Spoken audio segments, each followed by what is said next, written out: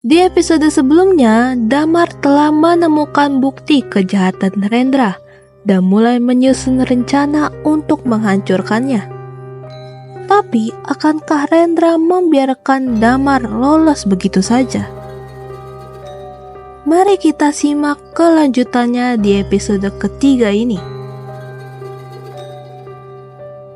Malam itu, Damar dan beberapa teman seniman berkumpul di rumah seorang teman untuk menyusun rencana akhir mereka.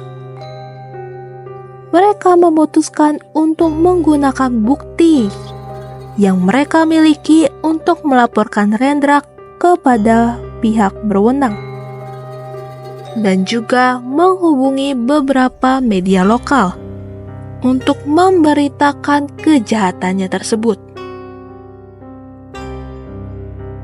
Namun, mereka tahu bahwa itu tidak akan cukup. Mereka perlu membuat kejutan besar yang akan membuat Rendra tidak punya pilihan selain mengakui semua kesalahannya. Seorang jurnalis bernama Andi menyarankan agar mereka mengadakan pameran seni palsu.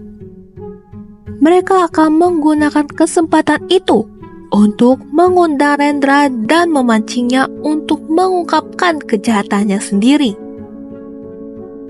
Damar setuju dengan ide itu, meskipun resikonya besar. Damar dan teman-temannya mulai mempersiapkan pameran tersebut dengan cermat. Mereka mengatur tempat di sebuah galeri kecil di pinggiran kota dan mengundang banyak kolektor seni dan seniman untuk hadir. Mereka juga mengirim undangan khusus kepada Rendra, menawarkannya kesempatan eksklusif untuk membeli beberapa karya baru yang langka. Rendra yang tidak curiga sedikit pun menerima undangan tersebut dan datang ke pameran dengan percaya diri. Dia tidak tahu bahwa seluruh tempat itu dilengkapi dengan kamera tersembunyi dan mikrofon yang siap merekam setiap gerakannya. Ketika pameran dimulai, Damar dan teman-temannya dengan hati-hati mengamati Rendra dari jauh. Mereka menunggu saat yang tepat untuk memulai rencana mereka.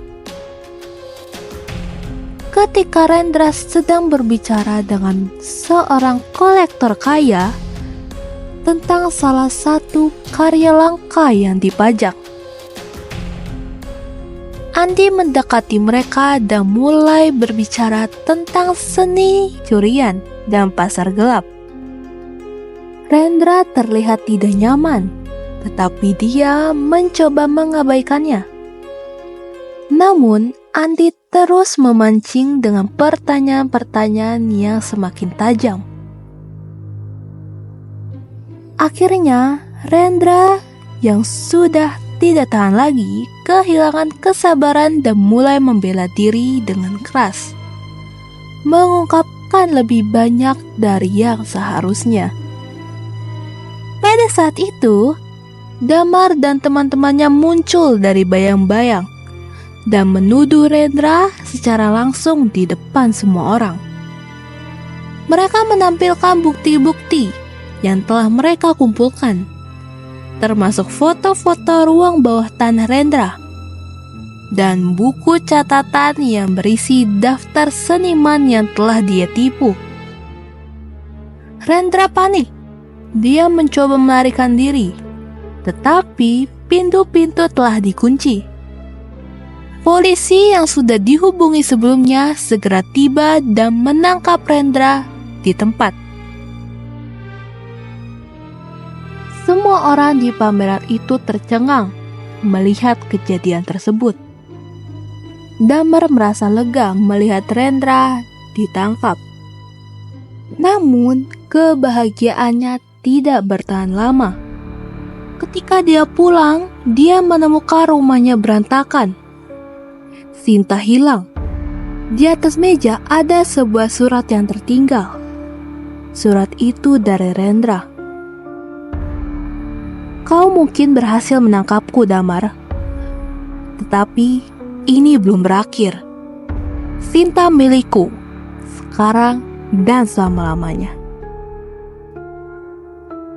Damar tahu bahwa ini belum berakhir. Dia harus menemukan Sinta dan menyelamatkannya dari cengkraman Rendra. Rendra mungkin sudah ditangkap, tapi tampaknya permainan ini belum berakhir. Damar sekarang harus menghadapi tantangan yang lebih besar. Apa yang akan dia lakukan selanjutnya? Jangan lewatkan episode terakhir dari Dendam Sang Pelukis.